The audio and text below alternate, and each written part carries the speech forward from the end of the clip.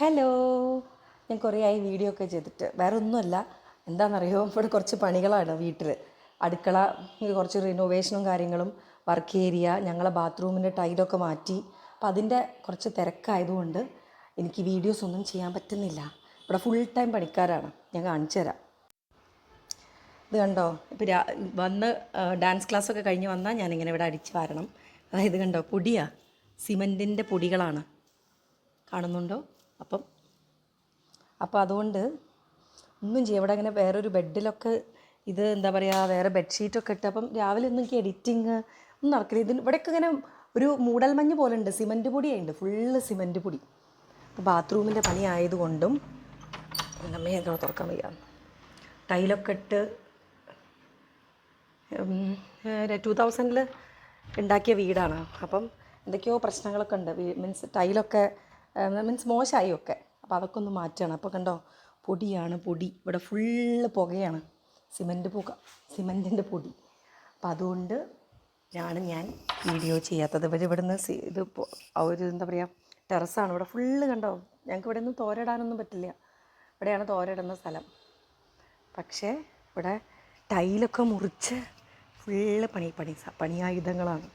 അതുകൊണ്ടാണ് ഞാൻ എന്തിനും ചെയ്യാൻ വരാത്തത്, വീഡിയോ ചെയ്യാൻ വരാത്തത്. ഇത് കഴിഞ്ഞിട്ട് ഞാൻ ഹോം ടൂറൊക്കെ ചെയ്യാം കേട്ടോ. അപ്പോൾ അതിൻ്റെ ചെറിയ ഒരു തിരക്കിലായതുകൊണ്ട് എനിക്ക് തീരെ വീഡിയോ ചെയ്യാൻ പറ്റുന്നില്ല. രാവിലെയൊക്കെ ഇങ്ങനെ പണിക്കാർ ആയതുകൊണ്ടേ എന്തൊക്കെയോ ആണ് കാണിക്കണം. ഫുള്ള് പണി. എവിടെ കണ്ടോ, ചുമരൊക്കെ ഇങ്ങനെയാണ്. വളരെ മനോഹരമായി കുട്ടികൾ കണക്കെഴുതി പഠിച്ചതാണ്.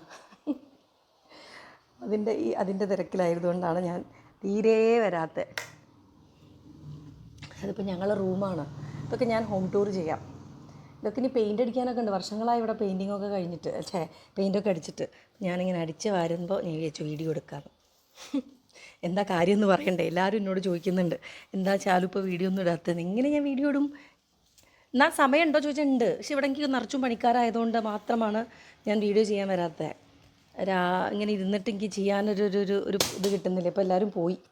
ഞാൻ ഡാൻസ് ക്ലാസ് കഴിഞ്ഞ് വന്നിട്ടാണ് ഈ റൂമൊക്കെ അടിച്ച് വാരുക. ഡൈനിങ് ഹാളിൽ അവിടെ പൈപ്പൊക്കെ മീൻസ് വാഷ് ബേസിൻ്റെ ആ ഭാഗങ്ങളൊക്കെ മാറ്റിയിട്ടുണ്ടായിരുന്നു.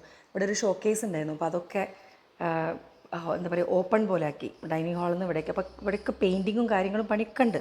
ഒന്നും ചെയ്ത് കഴിഞ്ഞിട്ടില്ല. ഞങ്ങൾ അടുക്കളയത്തെ വർക്ക് ഏരിയേൻ്റെ പണി ചെയ്തുകൊണ്ട് അടുക്കളയത്തെ സാധനങ്ങൾ മുഴുവൻ ഇവിടെ കൊണ്ടുവച്ചതാണ്. ഫുള്ള് ഇവിടെ പാത്രങ്ങളൊക്കെ നിരത്തി വെച്ചത്. ഇവിടെയൊക്കെ പണിയായിരുന്നു. ഇത് പഴയ ഒരു അടുക്കള, മീൻസ് 2000 ഉണ്ടാക്കിയ അടുക്കള. അപ്പോൾ ഇതിൻ്റെ മേലെ നിന്നൊക്കെ ഇങ്ങനെ ഉറക്കുത്തുക എന്ന് പറയില്ലേ, ഉറക്കുത്തിയ പൊടി തൊഴിയാൻ തുടങ്ങി. നിങ്ങൾ അറിയില്ല, വീഴാൻ തുടങ്ങി. അപ്പോൾ അതൊക്കെ ഇവിടെ ഫുള്ള് മാറ്റി, കബോർഡൊക്കെ മാറ്റി. പിന്നെ ഇപ്പോൾ ഇനി വർക്ക് ഏരിയേൻ്റെ പണി നടക്കുകയാണ്. ടൈലിടണം. ഇവിടെ ഇതേമാതിരി ഞങ്ങൾക്ക് ഇവിടെയാണ് സ്റ്റൗവൊക്കെ വെക്കാൻ വേണ്ടിയിട്ട്. അപ്പോൾ ഇവിടെ ഫുള്ള് പണിയായിട്ട് ചെളി വിളിയാണ്. പുറത്തൊരടുപ്പൊക്കെ ഉണ്ട്. അതൊക്കെ ഇനി പുകയില്ലാത്ത അടുപ്പ്. അമ്മയ്ക്ക് അടുപ്പ് കത്തിക്കാൻ ഇഷ്ടമാണ്. ഇത് മേലെ ഒരു ചെറിയ റൂമുണ്ട്, കുട്ടികൾ പഠിക്കുന്ന റൂമും ഒക്കെ ആയിട്ട്. അവിടെയൊക്കെ സാധനങ്ങൾ അപ്പുറത്തെ റൂമിൽ നിന്ന് എടുത്തിട്ട് എല്ലാം സാധനങ്ങൾ ഇങ്ങോട്ട് കൊണ്ടുവച്ചിട്ടുണ്ട്. മുഴുവനില്ല, കുറേയൊക്കെ. അപ്പോൾ വാരി വലിച്ചിട്ടതാണ്.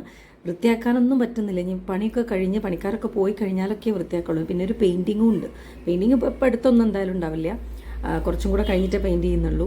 അപ്പോൾ ഞാനൊരു പഴയ ബെഡ്ഷീറ്റൊക്കെ വിരിച്ച് ഫുള്ള് പൊടി.